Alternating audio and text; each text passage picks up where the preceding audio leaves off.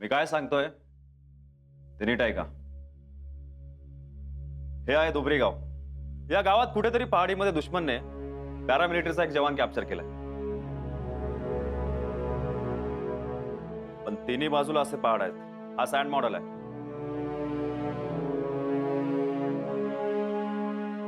तर आपल्याला attack plan करायचा है. सही सलामत उस जवान को छुड़वाना है. और आप में से जो कोई एक अच्छा प्लान बताएगा वही इस मिशन पर जाएगा.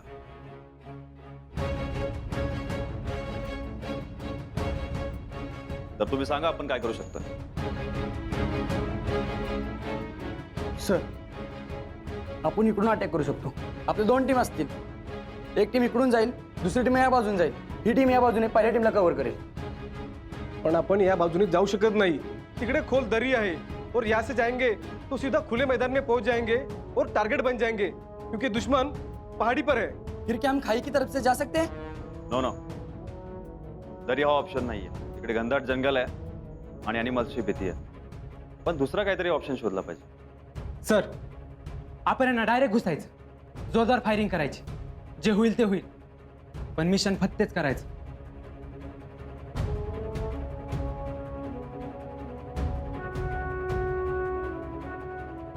हा ऑप्शन चांगला आहे, पण जीवाला धोका आहे. लक्षात ठेवा, आपण फौजी आहोत आणि एक फौजी बनण्यासाठी खूप सारी मेहनत घ्यावी लागते. उत्साहाच्या भरात असे चुकीचे डिसिजन घेऊ शकत नाही. आपला आणि आपल्या सहकार्याचा जीव हा आपल्या हातात असतो. सर, आपण एअर मधून अटॅक केला तर? नो नो नो, तो पण ऑप्शन नाहीये. सर, आपण रात्री करूया का अटॅक?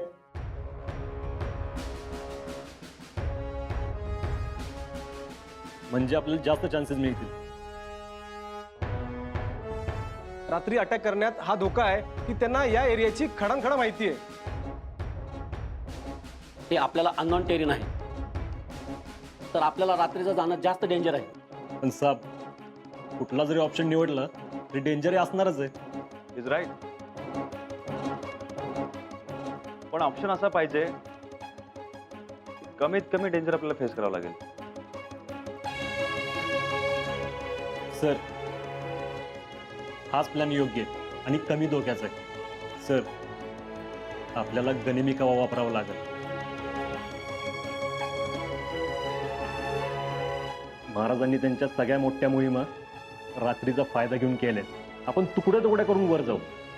पण सर, दुश्मन होशियार असणार आहे. ते एकाच ठिकाणी नाही थांबणार. त्यामुळं आपल्याला वेगवेगळं होऊनच त्यांना उत्तर द्यावं लागेल. अरे पण त्यांच्याकडे एक होस्टेज आहे. सर, शेवटच्या क्षणापर्यंत होस्टेज जिवंत ठेवणार ते. ज्यावेळी त्यांना वाटेल ते हरतायत त्याच वेळी त्याला ते पुढे करणार. Yes, you are right. लेकिन दुश्मन को बेवकूफ समझना हमारी बेवकूफी होती है.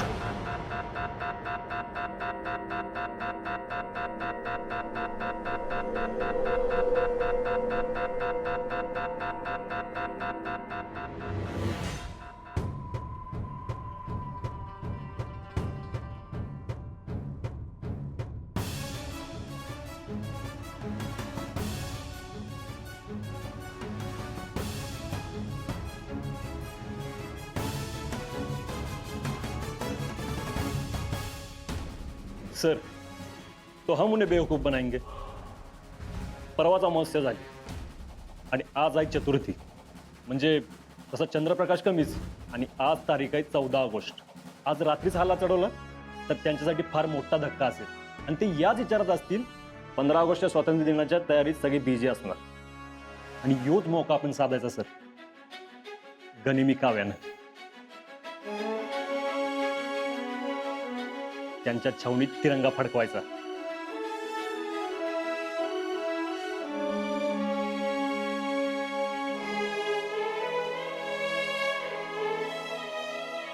तो 2 पार्टियों के साथ शैलेश आप और जादव साहब आज रात ही मिशन पर निकलेंगे. Okay sir. Yes sir.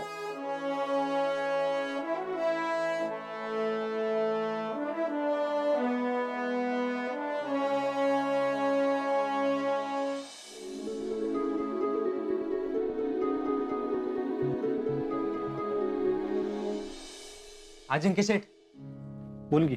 घरी फोन करा की एक. घरी कर. अरे आता मिशनला जाणार आहे तर मग घरी बोलायची काय गरज आहे? असं कसं?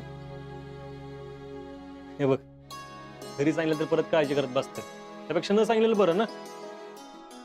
अरे पण असं जाताना बोलावं. काय सांगावं ते बोलणं. अरे वाटल्यास त्यांना खरं सांगू नको काय ते. सहज नेहमी करतो तसा फोन कर, पण बोल बाबा. मग परत लय मी नाही खोटं बोलू शकत घरी. जितलीशी अजिबात ना. अरे तू फोनवर इकडून बोलणार आहे, तिला काय कळणार आहे? तिला कळतं सगळं. आणि मी काय नाही ना बोललो तरी माझ्या मनातलं ओळखते ती. तिला लगेच कळेल मी खोटं बोलतोय ती. मग काहीतरी हाय म्हणून खोटं बोलतोय असं वाटेल तिला. अजून काळजी करत बसन.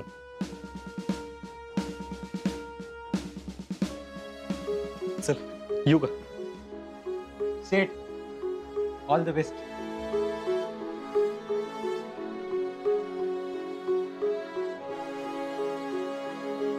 थँक्यू बाबा.